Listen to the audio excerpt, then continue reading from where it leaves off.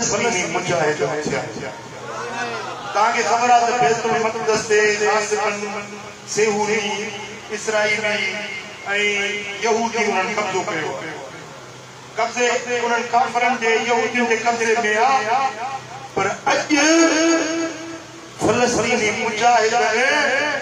उन यहूदियुनि जे मथां हमलो कयो आहे 5000 मिसाइल 5000 मिसाइल छॾिया अथनि ऐं हिकिड़ो इलाइक़ो जेको यहूदियुनि जे कब्ज़े में हुयो अॼु मुजाहिद कब्ज़े मां छॾायो अॼु दुआ करो त अल्लाह करे मस्जिद अक़सा खे बि मुजाहिद आज़ाद कनि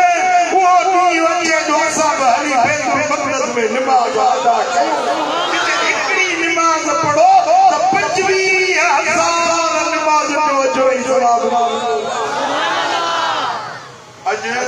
निमाज़ में तव्हां फलस्तीनी मुजाहिदनि जे लाइ दुआ ज़रूर घुरंदो कहिड़ा कहिड़ा घुरंदो अल्लाह उन्हनि मुजाहिदनि जी ग़ैबी मदद कंदो इसराईल पंहिंजे मथां आयरन डोम हिकिड़ो मिसाइल शिकिन मिसाइल तोड़ींदड़ हिसार ठाहियो हुयो उन्हनि जो ज़ाम हुयो त असांजे मथां को बि मिसाइल को बि रॉकेट लॉन्चर जहाज असर अंदाज़ न थींदो पर जेॾीमहिल मुजाहिद उथिया या रसूल अल्लाह जा नारा हणंदे उन्हनि जो आयरन डोम टुटी वियो